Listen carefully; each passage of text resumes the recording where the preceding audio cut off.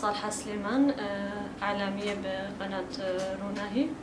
طبعا مع بداية الثورة في روجافا شمال شرق سوريا لعبت المرأة دورا مهما وخاصة في مجال الإعلام في كافة النواحي الاجتماعية بالثورة.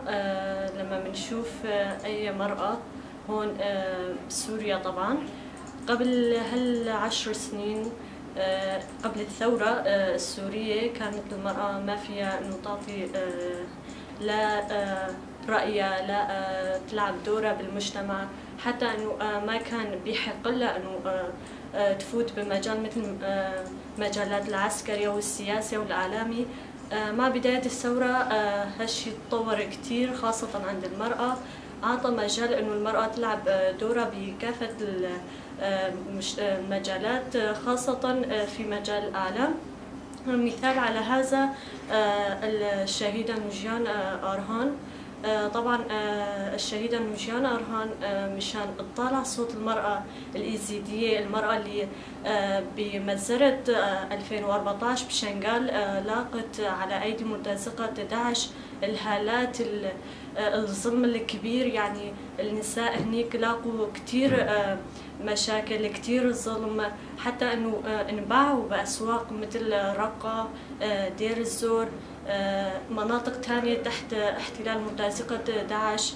لهيك الرفيقة نوجيان أرهان لعبت الدور كبير انه تطالع صوت هدول النساء اللي انظلموا بهديك المجزرة.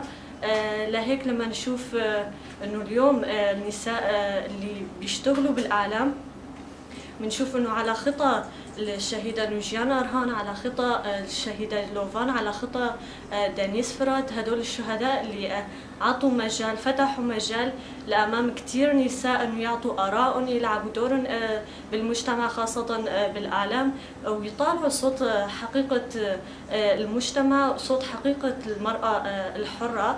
طبعا ب 2017 لما صارت هديك ب 2017 لما صار هداك الموقف بما يسمى بشمركة روج اللي دخلوا على خانة صورة التابعة للشنغال مشان انه يساووا فتنة هنيك مثل ما هلا عم يساووا مرة تانية مشان بين الكراد اللي هون اللي روجافا وباشور. الشهيدة نوجيان أرهان حملت الكاميرا تبعها وراحت لطالع هالحقيقة. طبعا إذا مو من الكاميرا من الإعلاميين اللي كانوا موجودين هنيك بينهم نوجيان أرهان، هديك الصورة اللي طلعت انه هن عم يوقفوا الدبابة لتفوت على خانة صورة، هديك الصورة اللي طلعتها رفيقة الشهيدة نوجيان أرهان عمل صدى على جميع المجالات الإعلامية على جميع العالم. كان لها موقف كتير كبير انه عم يشوفوا انه هاي القوى اللي عم تسمي حالها بشمركة روج عم تفوت مشان تساوي فتنة بين الأكراد، وهون الأكراد التانيين الطرف الثاني عم يمنع هالشي. بهديك الفترة ب 2017 3 آذار انصابت نوجيان أرهان. نتيجة الإصابة ضلت بمشفى حسكة 19 يوم. الجراح بعد 19 يوم طبعا استشهدت نوجيان أرهان ب 22 آذار 2017. هي مثل هاليوم عم تدخل سنتها الرابعة، بس لسه النساء الإعلاميين لسه المرأة الحرة على خطى نوجيان أرهان.